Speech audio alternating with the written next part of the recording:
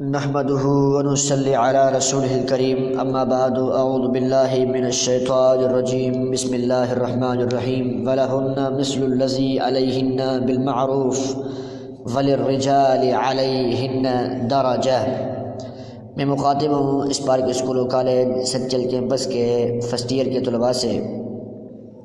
پیارے بچوں، حقوق العباد میں سے والدین کے اولاد پر کیا کیا حقوق ہیں اور اولاد کے والدین پر کیا کیا حقوق ہیں، اس کے متعلق گفتگو کر چکے تھے۔ آج ہم انشاءاللہ میاں بیوی کے جو ایک دوسرے پر حقوق ہیں ان کو مختصر طور پر بیان کریں گے۔ پیارے بچوں، ازدواجی زندگی کی کامیابی کے لیے ضروری ہے کہ وہ ایک دوسرے کے حقوق کی پاسداری کریں، ان میں سے کوئی ایک دوسرے کے حقوق سلب نہ کرے۔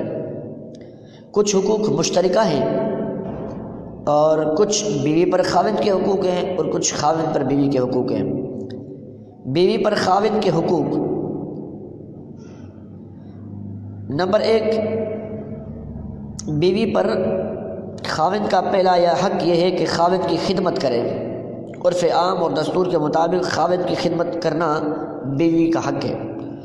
چنانچہ حضرت حسین بن محسن رضی اللہ عنہ فرماتے ہیں کہ ان کی پھپھو رسول اللہ علیہ وسلم کی خدمت میں حاضر ہوئی، اور جب وہ اپنی حاجت سے فارغ ہوئی تو اللہ کے رسول نے ان سے پوچھا کیا تمہارا خاوند موجود ہے؟ اس نے کہا جی ہاں۔ تو اللہ کے رسول نے پوچھا تم اس کے ساتھ کیسا سلوک کرتی ہو؟ اس نے کہا میں ہر طرح سے اس کی خدمت کرتی ہوں سوائے اس کے کہ میں عاجز آ جاؤں۔ تو اللہ کے رسول نے فرمایا فانظری این انت منہ فانما هو جنتک و نارک۔ تم اس کے ساتھ کیسا سلوک کرتی ہو، ذرا اس بات کا اچھی طرح سے جائزہ لے لینا اور یاد رکھنا وہی تمہاری جنت ہے اور وہی تمہارا جہنم۔ اس حدیث کا مفہوم یہ ہے کہ اگر بیوی اپنے خاوند کی خدمت گزار ہو تو وہ اس کی بدولت جنت میں جائے گی، اور اگر خدمت گزار نہیں ہے تو وہ جہنم میں جائے گی۔ اس کے علاوہ دوسرا حق ہے خاوند کا بیوی پر خاوند کا دوسرا حق یہ ہے کہ وہ اس کی فرمان برداری کرے، اس کی حکم عدول نہ کرے۔ خاوند کی فرمان بردار خاتون کی فضیلت بیان کرتے ہوئے اللہ کے رسول صلی اللہ علیہ وسلم نے فرمایا اذا صلیت المرأة خمسها وصامت شهرها وحفظت فرجها واطاعت زوجها قیل لها ادخل الجنة من ای ابواب الجنة شئت۔ جب ایک عورت پانچوں نماز ادا کرے، ماہ رمضان کی روزہ رکھے، اپنی عزت کی حفاظت کرے، اپنے خاوند کی اطاعت کرے تو اسے کہا جائے گا تم جنت کے جس دروازے سے چاہو جنت میں داخل ہو جاؤ۔ حضرت ابو ہریرہ سے روایت ہے کہ رسول اللہ صلی اللہ علیہ وسلم سے سوال کیا گیا عورتوں میں کون سی عورت سب سے افضل ہے؟ تو اللہ کے رسول نے فرمایا کہ وہ جو کہ ایسے خاوند کو خوش کر دے جب وہ اسے دیکھے، اور اس کی فرمان برداری کرے جب وہ اسے حکم دے، اور اپنے نفس اور مال میں اس کی خلاف ورزی نہ کرے جسے وہ ناپسند کرے۔ خاوند کی نافرمانی کرنا اتنا بڑا گناہ ہے کہ اس کی وجہ سے نافرمان بیوی کی نماز تک قبول نہیں ہوتی، جیسا کہ اللہ کے رسول کا فرمان ہے اسنان لا تجاوز صلاتهما رؤوسهما عبد ابک من موالیہ حتی یرجع وامرأۃ۔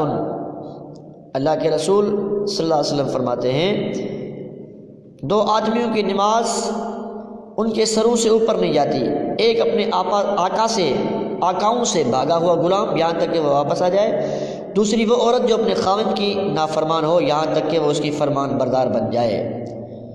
تیسرا حق، بیوی خاوند کی اجازت کے بغیر نفلی روزہ نہ رکھے،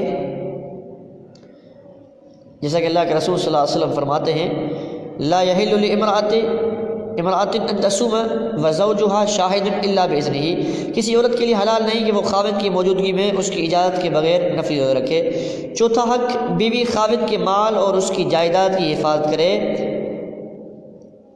ابو امامہ باہلی رضی اللہ عنہ کہتے ہیں کہ رسول اللہ صلی اللہ علیہ وسلم نے خطبہ حجۃ الوداع میں فرمایا تھا کہ بیوی پر خاوند کا ایک حق یہ ہے کہ وہ اس کے مال اور جائیداد کی حفاظت کرے، خاوند کی اجازت بغیر اس کے مال میں کوئی تصرف نہ کرے۔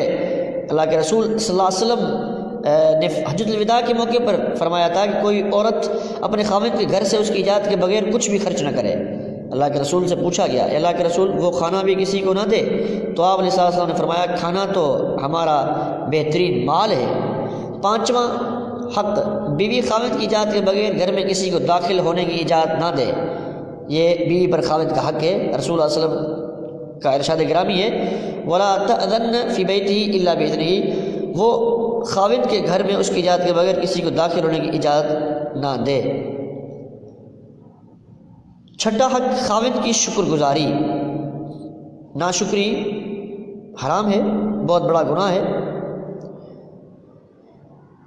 اللہ کے رسول صلی اللہ علیہ وسلم کا ارشاد گرامی ہے اب علیہ السلام کو جہنم دکھائی گئی تو اس میں زیادہ تر عورتیں تھیں جو خاوند کی ناشکری کرتی تھی، ان کے احسانات کو بھلا دیتی تھی۔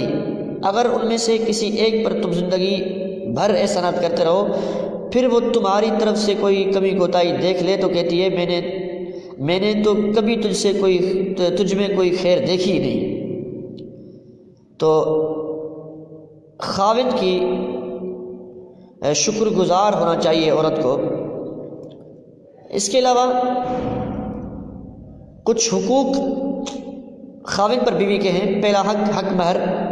خاوند پر بیوی کا پہلا حق یہ ہے کہ وہ اسے حق مہر ادا کرے، جیسے قرآن کی آیت ہے وَآتُوا النِّسَاءَ صَدُقَاتِهِنَّ نِحْلَةً فَإِن طِبْنَ لَكُم مِّن شَيْءٍ مِّنْهُ نَفْسًا فَكُلُوهُ هَنِيئًا مَرِيئًا، عورتوں کو ان کے مہر راضی خوشی دے دو، ہاں اگر وہ خود اپنی خوشی سے کچھ مہر چھوڑ دیں تو اسے شوق سے خوش ہو کر کھاؤ، کوئی مسئلہ نہیں۔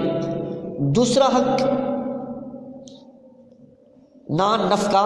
خاوند پر بیوی کا دوسرا حق یہ ہے کہ وہ اسے اپنی طاقت اور عرف عام کے مطابق نان نفقہ، روٹی، رہائش، کپڑا مہیا کرے، اس کے اخراجات پورے کرے۔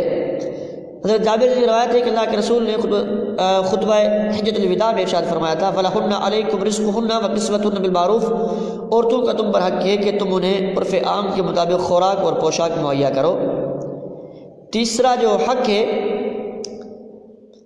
اچھے انداز سے بود و باش کرنا۔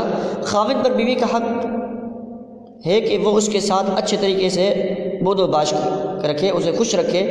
وَعَاشِرُوهُنَّ بِالْمَعْرُوفِ فَإِن كَرِهْتُمُوهُنَّ فَعَسَىٰ أَن تَكْرَهُوا شَيْئًا وَيَجْعَلَ اللَّهُ فِيهِ خَيْرًا كَثِيرًا، ان کے ساتھ بھلے طریقے سے زندگی بسر کرو، اگر وہ تمہیں ناپسند ہو تو ہو سکتا ہے کوئی چیز تمہیں تو ناگوار ہو مگر اللہ نے اس میں بہت بھلائی رکھ دی ہو۔